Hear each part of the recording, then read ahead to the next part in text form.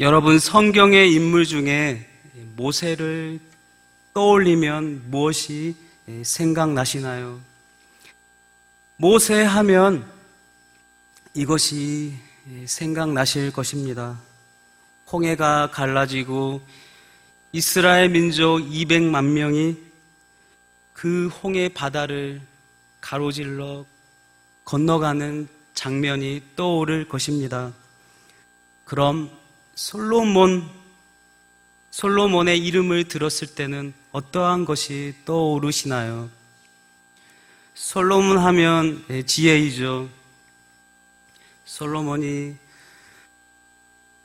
성전 건축을 함으로 너무나 감사하여 하나님 앞에 일천번제를 드릴 때 하나님께서 솔로몬의 그러한 하나님 앞에 올려드리는 제사에 감동하여 그에게 소원을 들어주시는데, 솔로몬의 소원은 바로 이스라엘 민족을 잘 재판할 수 있는 지혜를 구했습니다. 그래서 솔로몬 하면 솔로몬의 지혜가 떠오를 것입니다. 그러면 오늘 말씀 기드온 하면 무엇이 떠오르시나요? 기드온 하면 생각나시는 것이 있을 것입니다. 기드온 하면 어렸을 때부터 또 종종 들어왔던 말씀, 기드온의 300용사가 떠오를 것입니다. 기드온의 300용사가 내 머릿속에 그려질 것입니다. 기드온의 300용사의 배경은 이렇습니다. 이스라엘 민족을 7년 동안 힘들게 했던 미디안과 아말렉과 동방의 사람들과의 전쟁이 일어났습니다. 그때 그들의 숫자가 얼마나 많았냐면 메뚜기 떼와 같이 많은 수였으며, 그들이 타고 다니는 낙타의 수는 해변의 모래같이 많았다고 성경에 기록되어 있습니다. 그에 반해 이스라엘 민족의 군인의 수는 3만 2천 명이었습니다. 그런데 미드얀의 군대의 숫자와 낙타의 수를 들었을 때의 그 당황스럽고 놀라운 상황이었지만, 그보다 더 놀라운 일이 일어난 것입니다. 그것은 하나님께서 그 이스라엘 민족의 군사의 숫자를 3만 2천에서 300명으로 줄였다는 것입니다. 전쟁을 하기 위해서는 군인의 숫자가 매우 중요합니다. 압도적인 숫자로 밀어붙여야 전쟁에서 승리할 수 있는 것이죠. 그렇게 숫자가 많을 때 전쟁에서 승리할 수 있는 확률이 높은 것입니다. 하지만 하나님의 생각은 달랐습니다. 싸울 수 있는 3만 2천 명에서 더 끌어모아 더 많은 수만의 숫자로 싸우는 것이 아니라 줄여서 300명이라는 정말 황당한 숫자로 전쟁을 치르게 하신 것이죠. 어떻게 보면 이 작전은 너무나 무모한 작전으로 보일 것입니다. 아무리 정예 멤버를 확보한다 해도 메뚜기 떼와 같이, 또한 해변의 모래와 같이 수많은 적군 앞에 300명이라면 정말 당황스러운, 이해할 수 없는 숫자인 것입니다. 300명이 어찌 수십만의 군대와 싸울 수 없겠습니까? 당시에 대포가 있는 것도 아니고 비행기가 있는 것도 아니며 기관총이 있는 것이 아닙니다. 그러나 하나님은 32,000명의 군사를 300명으로 줄였습니다. 어떻게 줄였나요? 두려워 떠는 자는 이 길르앗 산에서 다 내려가라 할 때 22,000명이 그 자리에서 길르앗 산을 내려왔습니다. 그리고 그 남은 10,000명 중에 물가에서 물을 핥아 먹은 자 300명만 남았습니다. 사실 물가에서 물을 핥아 먹는 자는 아주 군사의 훈련이 잘 되어 있고 준비가 잘 되어 있는 자일 것입니다. 물을 핥아서 먹는다는 것은, 물가에서 물을 핥아 먹는다는 것은 주위를 경계하면서 먹는 것이기에 싸울 준비 태세가 잘 되어 있음을 의미하기 때문입니다. 그러나 우리들이 아무리 생각해 보아도 너무 많이 하나님은 그 군사의 숫자를 줄였습니다.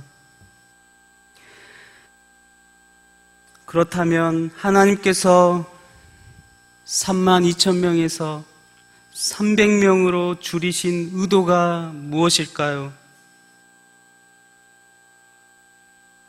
하나님께서는 300명으로 줄이신 의도가 있었습니다.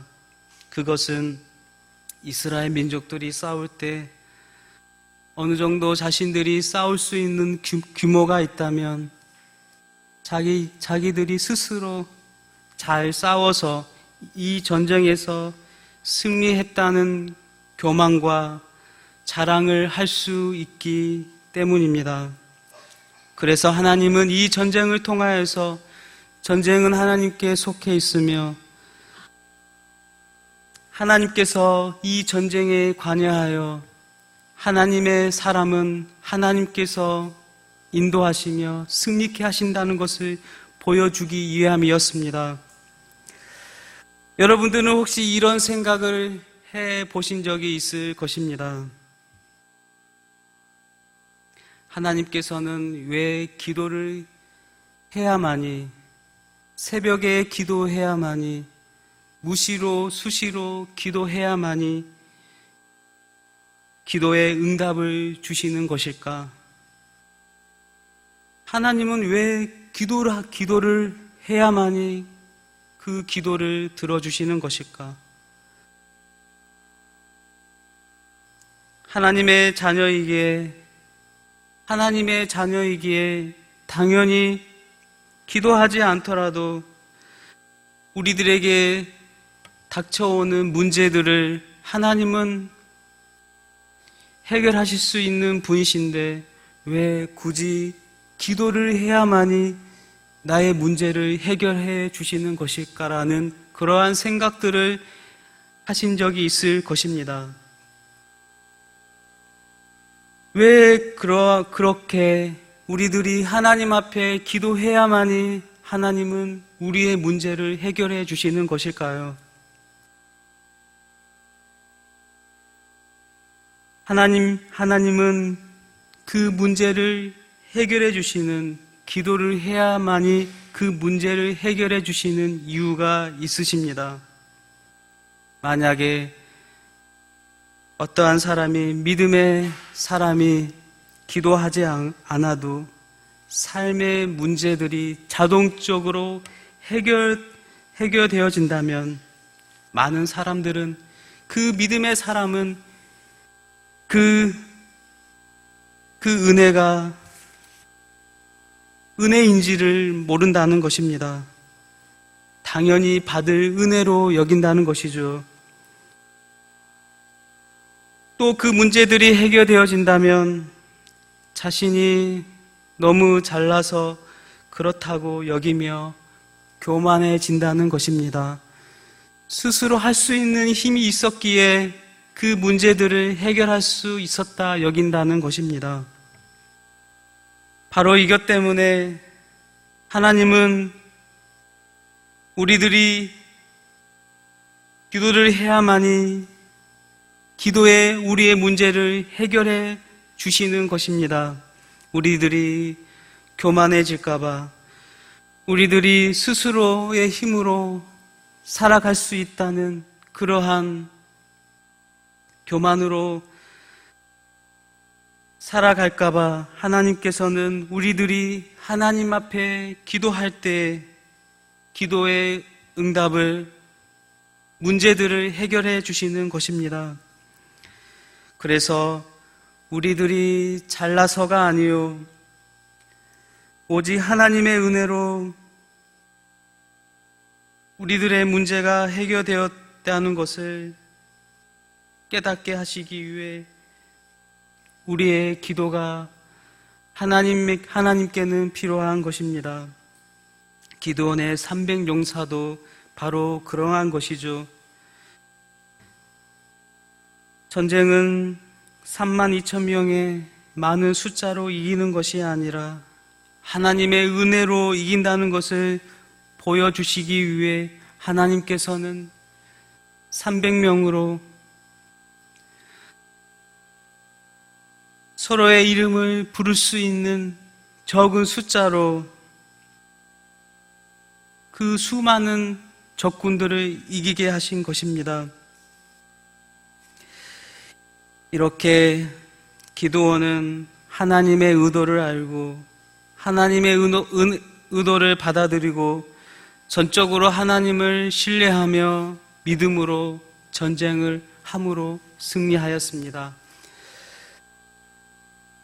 사랑하는 성도 여러분, 오늘 말씀을 통하여 믿음의 용사 300명과 함께 전쟁을 하였던 기드온을 떠올리면서 사사로서 기드온이 전쟁뿐만 아니라 일상의 삶은 과연 어떻게 사사의 역할을 감당하며 살았는지 오늘 말씀을 통하여 살펴보도록 하겠습니다.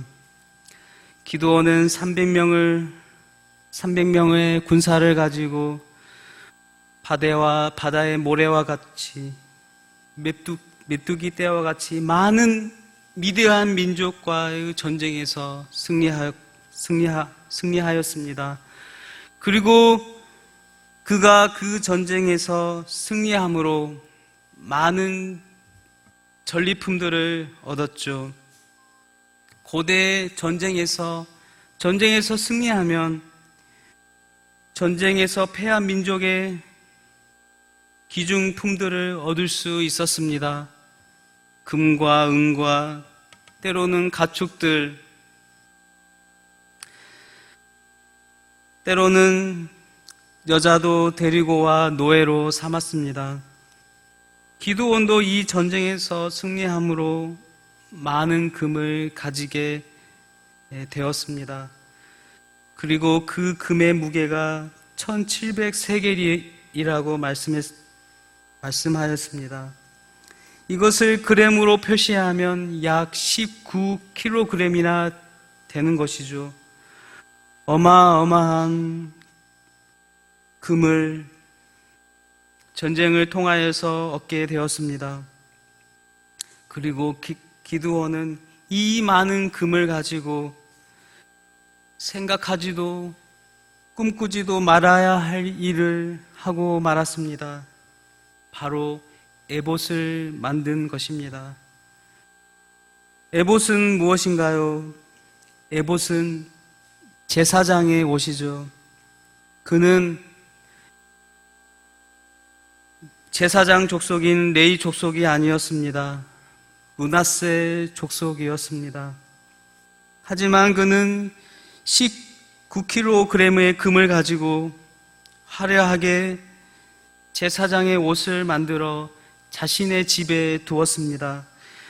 사사기 8장 27절에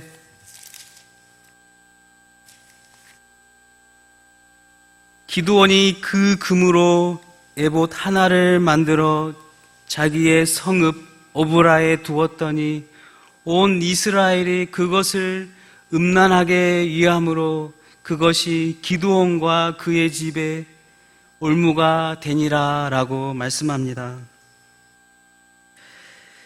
기드온은 미디안과의 전쟁을 통하여 40년 동안 이스라엘의 평화가 임하였지만 이 이스라엘의 평화도 오래가지 못했습니다. 이제 곧 다가오는 13호 태풍 닝닝이 다가오는 것처럼 언제 태풍이 몰아칠지 모르는 폭풍 전야와 같은 상황이 다가온 것입니다. 왜냐하면 기드온 때문이죠. 그는 이 전쟁의 공을 하나님께 돌리지 않고 자신에게 돌렸기 때문입니다. 사실 기드온은 대단한 믿음의 소유자인 것은 사실입니다. 또한 매우 겸손한 자였습니다.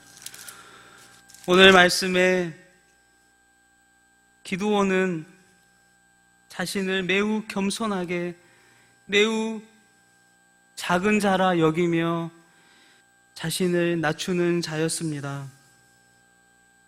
또한 하나님을 늘 신뢰하며 믿음으로 전쟁에서 승리한 사사였습니다.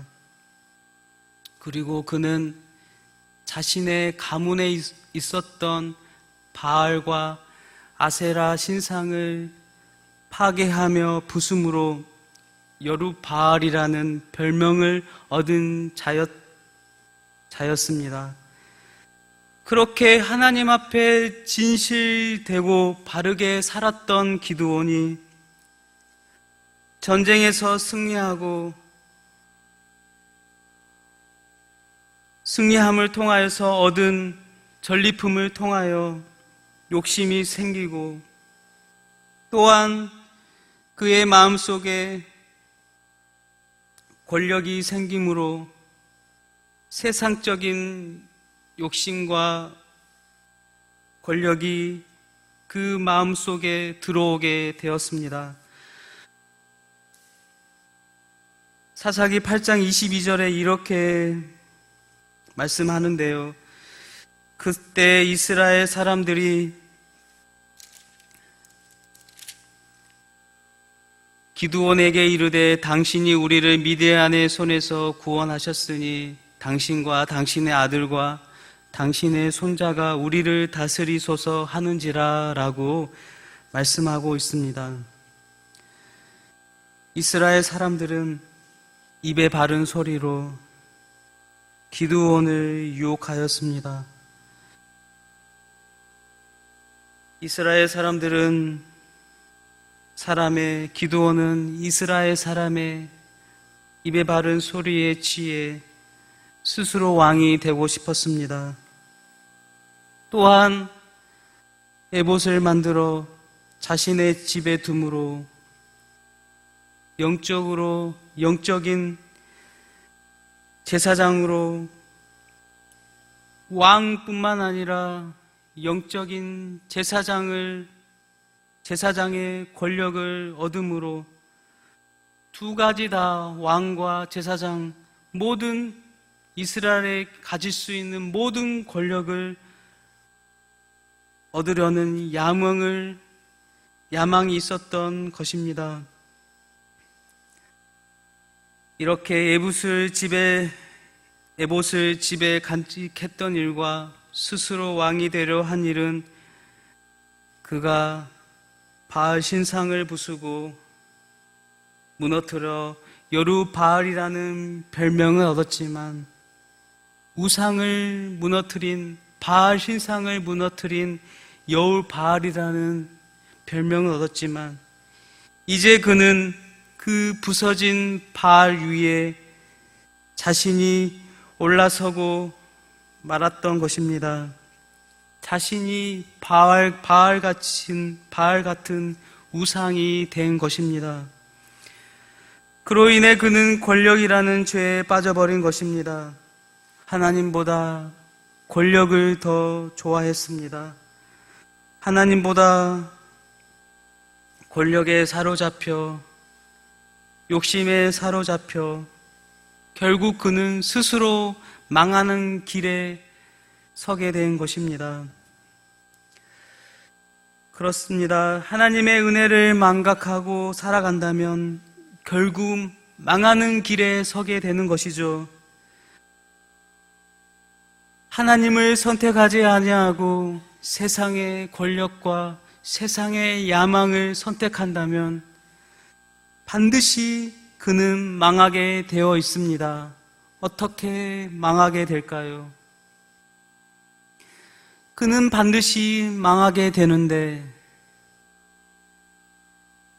빠르게 망하냐 아니면 늦게 망하냐 그런 차이일 뿐이지 반드시 망하게 된다는 것입니다. 그가 순간에는 행복하고 권력에 취해 기뻐하며 살아갈 수 있지만 언젠가는 반드시 망하게 된다는 것입니다. 왜냐하면 죄는 점점 커지기 때문입니다. 죄가 커지면 그의 인생의 마지막은 절망이 되는 것이죠. 그래서 기드온의 그 지방과 가문은 그렇게 몰락하며 망하게 되었습니다. 그의 첩의 아들 아비멜렉이 70명의 아들들을 바위 위에서 잔인하게 죽였으며 그 70명의 아들을 죽인 아비멜렉 또한 전쟁터에서 무기를 든 어느 청년에 의해 죽임을 당하게 되었습니다. 이 상황은 우리가 잘 아는 사울 왕의 죽음과 비슷한 것을 보게 됩니다. 권력에 취해 왕이 되었던 하나님의 뜻대로 왕으로의 사명을 감당하지 못했던 사울 또한 어느 전쟁터에 어느 군인의 칼에 의해 죽음을 맞이하게 된 것처럼 이 아비멜렉 또한 전쟁터에서 무기를 든 어느 청년에 의해 죽임을 당하게 되었습니다. 또한 기드온이 전쟁을 통하여서 이스라엘 민족에게 많은 은혜를 끼쳤지만 그의 마지막은 이스라엘 민족들이 그가 베푼 은혜를 지워버렸다고 말씀하고 있습니다. 그의 은혜를 후대하지 않았다 말씀하고 있는 것이죠. 사랑하는 성도 여러분, 이렇게 권력의 눈이 어두워지면 하나님이 보이지 않는 것입니다. 내 자신밖에 보이지 않는 것이죠. 이렇게 내 자신밖에 보이지 않는 권력에 빠지면 그 사람은 주의를 보지 못하게 됩니다. 왜냐하면 자기 자신만이 옳다고 여기기 때문에 주위를 돌아볼 수 있는 공감 능력이 떨어진다는 것이죠. 기드온이 권력을 잡자 하나님의 은혜를 잊어버리고 올바른 상황 판단을 할 수 있는 공감 능력이 떨어진 것입니다. 지금 이 시대에도 기드온과 같은 자들이 있습니다. 권력에 사로잡혀 주위를 보지 못하는 자들이 많이 있습니다.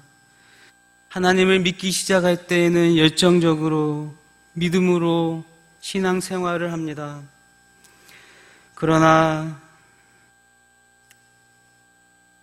권력을 얻고 돈을 얻고 사람을 얻으면 어느 순간 믿음은 굳어지고 하나님을 의지하지 않아도 인생이 잘 풀리고 잘 되어질 때 자신을 위해 살아감으로 주위를 돌아보지 않게 되며 주위를 힘들게 하는 사람들을 우리는 보게 될 것입니다. 그러한 분들이 있다는 것입니다.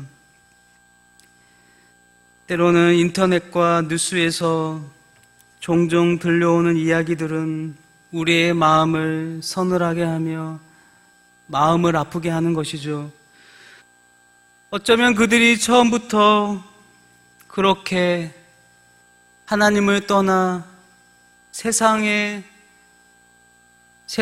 사람으로 살지 않았을 거라고 전혀 생각하지 못했을 것입니다. 그러나 권력에 눈이 멀고 스스로 할 수 있다는 힘을 얻자 그들은 부정부패하며 권력에 빠졌던 것입니다.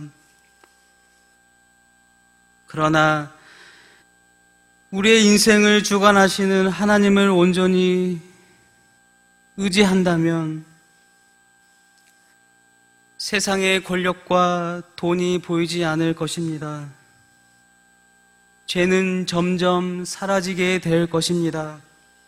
그러나 나의 인생을 주관하시는 하나님을 의지하지 않고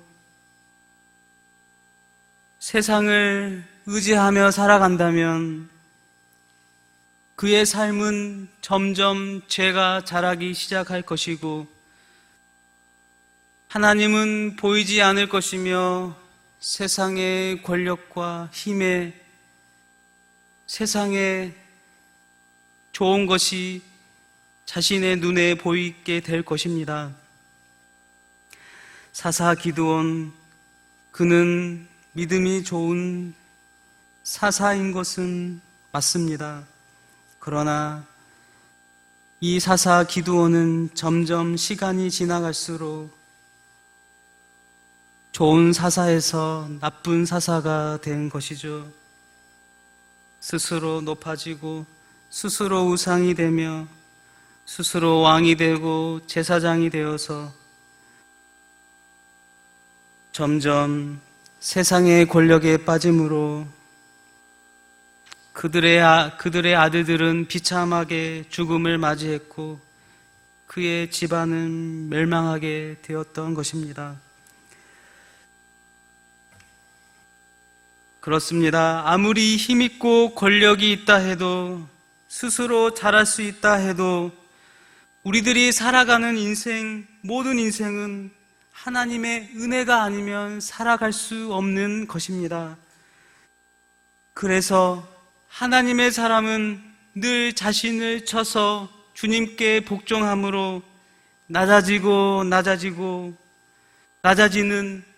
그러한 연습을 해야 하는 것이죠. 왜냐하면 우리 안에 다가오는 죄의 영향력은 크기에 그의 이 죄에 취하면 하나님께서 원하시지 않는 죄의 길에 빠지기 때문인 것입니다. 사랑하는 성도 여러분, 아무리 우리 스스로 할 수 있는 일이 많다 해도 스스로 할 수 있는 능력이 있다 해도 주님이 우리를 도우시고 함께 하지 않으시면 우리가 할 수 있는 일은 아무것도 없다는 것을 믿으시길 바랍니다. 아무리 내가 가진 것이 많고 권력이 있고 할 수 있는 일이 아무리 많다 해도 그것은 우리들의 생각일 뿐이지 하나님이 우리의 삶에 관여하지 않으면 저와 여러분들은 아무것도 할 수 없는 마른 막대기와 같은 존재인 것을 꼭 믿으시길 바랍니다. 그렇게 오늘 하루의 삶도 또한 한 주간의 삶도 그렇게 하나님을 의지하며 살아가시기를 바랍니다. 우리가 가야 할 저 천국도 오늘 하루의 삶도 우리의 힘이 아니며 우리의 공로가 아닙니다. 오직 주님의 십자가의 은혜이며 하나님의 사랑인 것입니다. 다시금 사사 기드온의 이야기를 통하여 우리의 인생의 모든 삶 속에 삶이 하나님의 은혜임을 알고 작은 것 하나하나에도 감사하며 스스로 높아지려는 교만보다 하나님을 높이는 삶을 통하여 인생이 다하는 마지막까지 믿음의 길을 중도에 포기하지 않고 날마다 믿음으로 승리하는 저와 여러분들이 다 되시기를 예수님의 이름으로 축복합니다.